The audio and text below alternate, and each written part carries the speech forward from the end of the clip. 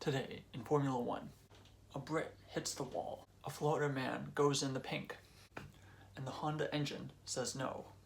Alright, welcome back. So just finished the Saudi Arabia Grand Prix qualifying.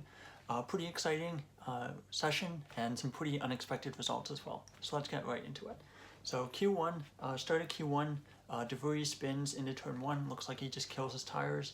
The commentator said that there was too much engine braking, similar as if you pulled the handbrake on a road car. So not great for De Vries. So Sargent sets a really good lap, but then it gets deleted for track limits at turn 27. Now you may remember turn 27 is that hairpin.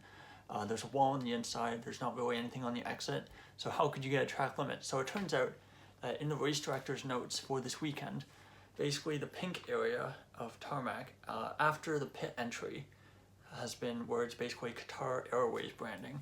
They've said that if any car touches the pink part of that, it's track limits.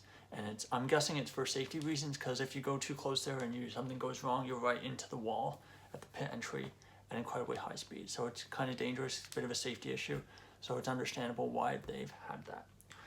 Sainz goes slowest, not great from Sainz to start, and Leclerc second behind Hülkenberg at this point. Verstappen goes P1, fastest in all three sectors. Norris gets it wrong into turn 27 at the exit and pits. And they showed on the replay that he hit the wall.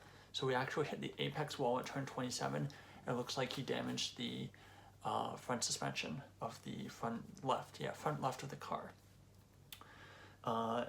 So at this point he was very much at risk at getting eliminated at Q1.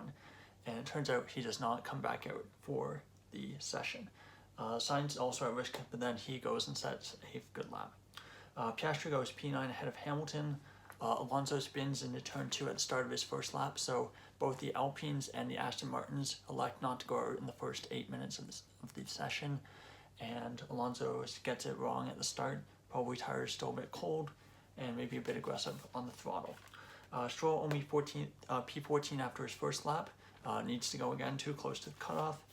Sargent spins at turn 22, basically just oversteers a bit, goes a bit too hard on the throttle while steering. Car slides, kind of skips over the curb, but luckily he manages to keep it out of the barrier at the exit of turn 22-23, but ruins tires and just kind of loses it.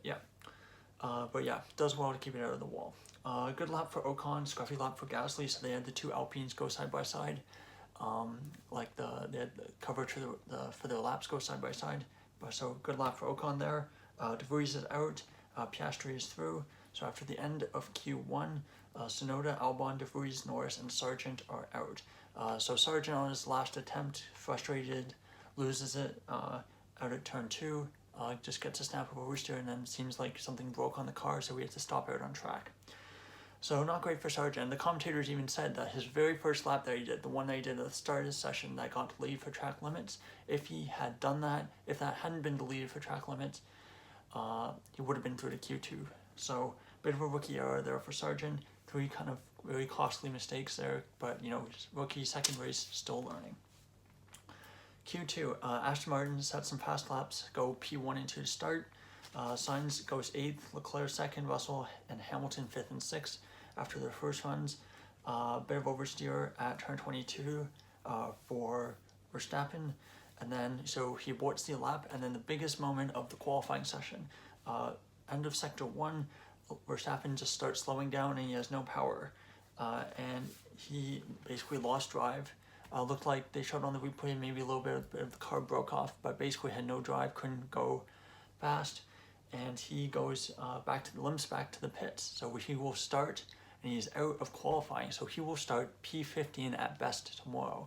So big drama there for Verstappen, who looked like he was basically on cruise control all through practice, and he was the odds-on favorite by a massive margin for pole position today. So regardless of the result of Q3, we will have a surprise pole sitter today. Let's see, Hülkenberg lap deleted for the same pink tarmac issue on the straight at turn 27, or the main straight. Sainz needs to get through to turn 10, so he just kind of makes a little mistake there.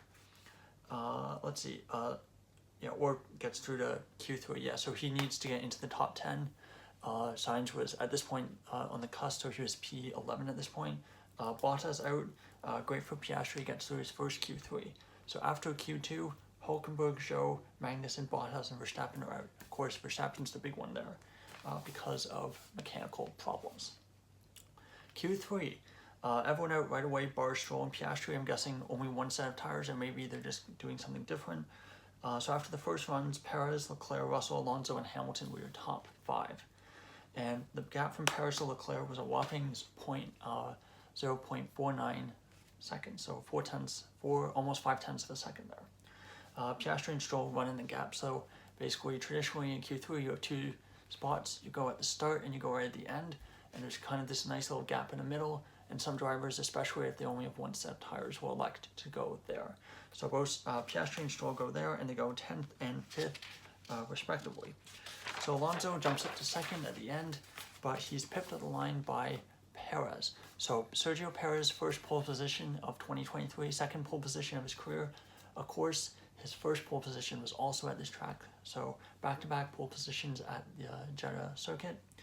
So your result for qualifying is Perez first with a pole position of 128.265, Leclerc 0.155 back, Alonso third, 4.65 off, Russell fourth, about 6 tenths off, Sainz fifth, 6.6 tenths off, Stroll sixth, 6.8 tenths off, Ocon seventh, 8 tenths off, Hamilton 8th, 9.5 tenths off, a bit scruffy there from Hamilton, sizable gap to his teammate Russell in 4th, Piastri 9th, 9.5 tenths off, great showing by Piastri at first Q3, outqualifies his teammate by a massive margin, so great showing there for Piastri and showing signs of all of the potential that we have all expected. Gasly 10th with 1 second off the pace of Perez. 11th, Hulkenberg, 129.451. Zhou second, 29.461. Magnussen 29.364 and 13th. Bottas 14th with 29.668. Verstappen did not set a representative lap time in Q2. 16th, Tsunoda, 29.939. Albon 17th, 29.994. De Vries 18th, 30.244. Norris 19th, 30.447. Of course, making that mistake, hitting the wall. And Sargent without any representative lap time that did not get deleted. So that's your qualifying result. Very unexpected. Sets up the grid very nicely for tomorrow's race. Obviously, big storyline is how far through the field will Verstappen be able to climb? Will we have to take any grid penalties for changing gearbox or any other components after Parc Fermé conditions? Of course, Leclerc will start 12th tomorrow, I believe, because he has that 10-point grid penalty. So your front row tomorrow is Perez and Alonso, with Russell and Sainz up on the second row. So that's qualifying for the Saudi Arabia Grand Prix. Thank you so much for watching. If you liked the video, please like it and subscribe if you want to see more content. And please leave your thoughts in the predictions below. How do you think the race will unfold tomorrow? I think at this point, probably Perez is definitely going to be the odds-on favorite. The race pace is still probably the class of the field. After that, I think it's going to be a really nice battle for those 2 spots on the podium. Maybe Verstappen gets back up to second if we know how hungry he is and how good the race pace is. Of course, there's always going to be lots of incidents at this track, as we've seen the last 2 races here, but hopefully nothing too serious. So thank you so much for watching. I'll see you again next time. Goodbye.